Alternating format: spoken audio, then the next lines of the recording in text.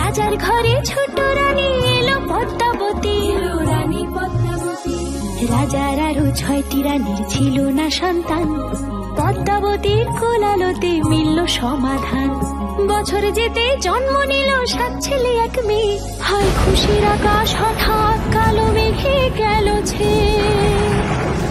হিংসেতে যায় জ্বলে পুড়ে বাকি 6টি রানী, যুক্তি করে ঘটায় ওরা 7 কুমারের হানি। সুযোগ মতো 7 ছেলেকে মাটিতে দেয় পুঁতে, বাঁচে একা পারুল, ওরা পায় না তাকে ছুতে।